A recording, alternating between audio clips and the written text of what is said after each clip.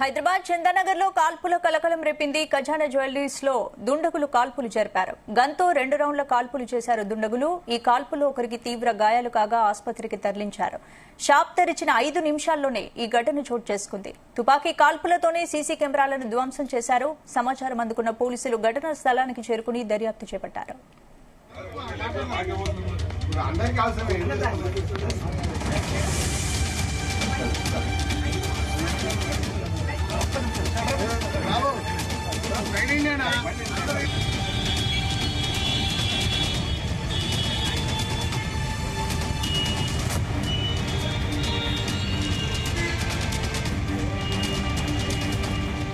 ఇక చందానగర్ లో కాల్పుల కలకలం రేగింది. చందానగర్ లోని ఖజానా జ్యువెలరీస్ లో చోరీకి 3 దుండగులు ప్రయత్నించినట్టు కూడా తెలుస్తోంది. ఇందుకు సంబంధించి పూర్తి అప్డేట్స్ మా క్రైమ్ బ్యూరో చీఫ్ రవితేజ అందిస్తారు. రవితేజ, చందానగర్ ఖజానా జ్యువెలరీస్ షాప్ లో ఉదయం ఆ వర్కర్స్ షాప్ తీస్తున్నటువంటి క్రమంలో ఇక్కడ సెక్యూరిటీ ఉండకపోవడము ఎర్లీ హవర్స్ లో కాబట్టి ఎవరు పబ్లిక్ ఉండకపోవడంతో ముందుగానే ఆ టైం ని వీళ్ళు ప్రాపర్ గా ఎంచుకొని అక్కడికి చేరుకొని సుమారు 4 నుంచి 6 మంది దుండగులు జ్యువెలరీ షాప్ లో లోపలికి వెళ్లి ఆ గ్యాంగ్ వారిని బెదిరించి షాప్ లో ఉన్నటువంటి వస్తువులన్నీ అంటే విలువైనటువంటి బంగారం, డైమండ్స్, ఇతర వస్తువులన్నింటినీ కూడా వాళ్ళు కాజేసి అక్కడి నుంచి సెక్యూరిటీ సిబ్బందిని దాడి చేసి మళ్ళీ తిరిగి పారిపోతుండగా ఈ సెక్యూరిటీ సిబ్బంది పైన కాల్పులు జరిపి అక్కడి నుంచి కూడా పారిపోయినట్టుగా తెలుస్తుంది. ఖజానా జ్యువెలరీస్ షాప్ లో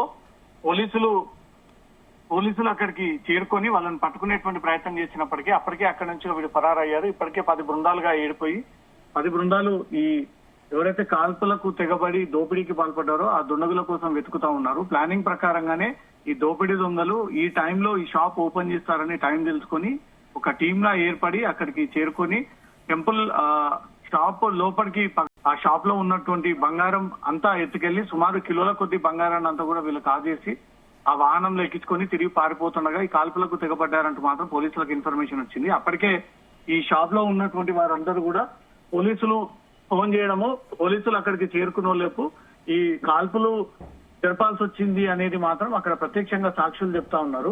వీళ్ళు పోలీసులు వచ్చారు అని ఇన్ఫర్మేషన్ వచ్చినటువంటి వెంటనే ఆ దుండగులంతా కూడా కాల్పులు తెగబడి వీరిని బెదిరించి స్టాఫ్ లో అందరినీ ఈ భయభ్రాంతులకు గురి చేసి అక్కడి నుంచి కూడా వీరు బంగారాన్ని తీసుకొని పారిపోయినట్టుగా తెలుస్తుంది. ఏ ప్రాంతంకి వారిపోయారు, ఎవరు ఈ దోపిడీ దొంగల ముఠ, ఎప్పటి నుంచి దీన్ని రెక్కి నిర్వహిస్తా ఉన్నారు, వీళ్ళకు ముందు నుంచి ఏదైనా అనుమానాలు ఉన్నాయా అనే దానిపై కూడా పాత నేరస్తులు అనే ఒక కోణంలో పూర్తిగా పోలీసులు ఆ వివరాలన్నీ కూడా సేకరిస్తా ఉన్నారు.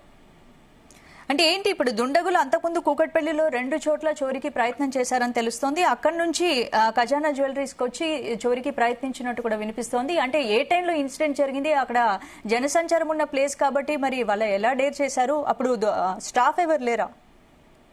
ఈ బీహారు, మహారాష్ట్ర గ్యాంగ్సే ఎక్కువగా తెలంగాణలో ఈజీగా దోచుకొని తమ స్టేట్ కి చేరుకోవచ్చు అన్న ఒక ఆలోచనతో చాలా రోజులుగా హైదరాబాద్ నే టార్గెట్ చేసి దొంగతనాలు రాత్రి వేళల్లో సాగించేది. కానీ డే టైంలో తెల్లవారుజామునానే ఈ ఖజానా జ్యువెలరీస్ వర్కర్స్ అక్కడికి చేరుకుని ఆ షాప్ ఓపెన్ చేస్తూ ఉండగా దాన్ని గమనించి వెనక నుంచి ఈ దోపిడీ ముఠా అక్కడికి వెళ్లి ఆ షాప్ ఓపెన్ చేస్తున్నటువంటి వారిని బెదిరించి లోపలికి వెళ్లి ఆ బంగారాన్ని అంతా కూడా కాజేసి లోపలికి వెళ్లినటువంటి వెంటనే స్టాఫ్ ని గన్లతోటి బెదిరించినటువంటి వెంటనే వీళ్ళు పోలీసులకు సమాచారం ఇవ్వడం, పోలీసులు అక్కడికి చేరుకునే లోపు వీళ్ళు కాల్పులకు తెగబడి అక్కడి నుంచి ఆ బంగారాన్ని తీసుకెళ్లినట్టుగా తెలుస్తుంది. అంతకుముందే వీరు ఇతర జ్యువెలరీ షాప్ ని కూడా టార్గెట్ గా చేసుకుని రెక్కీ చేసి అక్కడ కూడా ప్లాన్ చేయబోయారు, అటెంప్ట్ చేయబోయారు అనేది కూడా పోలీసులు ఈ వివరాలు సేకరిస్తా ఉన్నారు.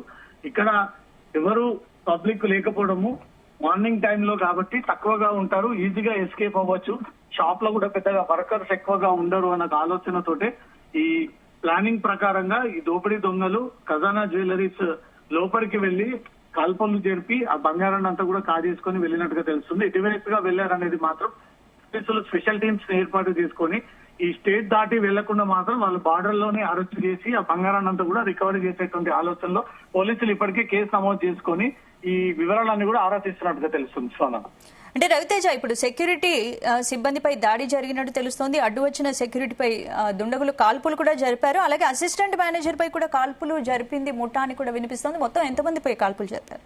సెక్యూరిటీ సిబ్బంది, జ్యువెలరీ షాప్ కి చెందినటువంటి వారు, ఆ జ్యువెలరీ షాప్ లో ఉన్నటువంటి మేనేజర్, అసిస్టెంట్ మేనేజర్లు, అప్పటికి కొంతమంది వర్కర్స్, మొత్తం 4 పైన వీళ్ళు ఫస్ట్ దాడి చేసి వాళ్ళని భయభ్రాంతులకు గురి చేసి వాళ్ళని గన్ చూపించి బెదిరించి ఈ సొత్తంతా కూడా కాజేసిన తర్వాత పోలీసులకు సమాచారం అందినటువంటి వెంటనే వీళ్ళు మమ్మల్ని పట్టించేటువంటి ప్రయత్నం చేస్తా ఉన్నారని గమనించి ఆ తర్వాత ఈ కాల్పులకు తెగబడి వారిపై కాల్పులు జరిపేటువంటి ప్రయత్నం చేశారు. దీంతో ఇద్దరు స్వల్పంగా ఇంజూర్ అయినట్టుగా తెలుస్తుంది. ఆ ఇద్దరిని అక్కడ ఉన్నటువంటి లోకల్ ఆసుపత్రికి తరలించారు. ఆ బుల్లెట్స్ ఫైర్ అయినటువంటి ఆ క్యాప్స్ అన్నిటిని కూడా పోలీసులు స్వాధీనపరుచుకొని క్లూస్ టీమ్స్ అక్కడికి చేరుకొని అన్ని వైపుల నుంచి కూడా కేసు విచారణ జరుపుతా ఉన్నారు.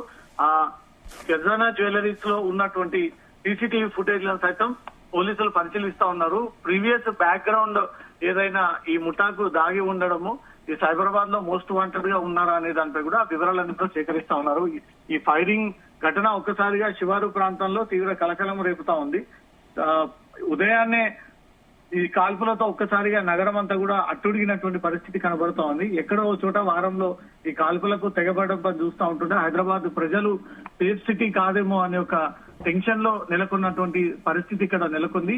ఈ జ్యువెలరీ షాప్ ఖజానాకు సంబంధించినటువంటి జ్యువెలరీ షాప్ లో జరిగినటువంటి కాల్పుల ఘటనపై మాత్రం పోలీసులు స్పెషల్ టీమ్స్ ని ఏర్పాటు చేసి వీళ్ళు ఎటువైపుగా పారిపోయారు, ఆ జ్యువెలరీ షాప్ లోపలికి చేరుకొని వారంతా స్టేట్మెంట్ రికార్డ్ చేసుకుని ఎటువైపుగా వచ్చారు, ఎంతమంది వచ్చారు, ఎలా బెదిరించారు, గన్ చూయించారా, ఆ తర్వాత కాల్పులు జరిపారా అనే దానిపై కూడా point to point, minute to minute ఆ వివరాలన్నీ కూడా వారి దగ్గర నుంచి సేకరిస్తా ఉన్నారు. స్పందన. Right, thank you Raviteja.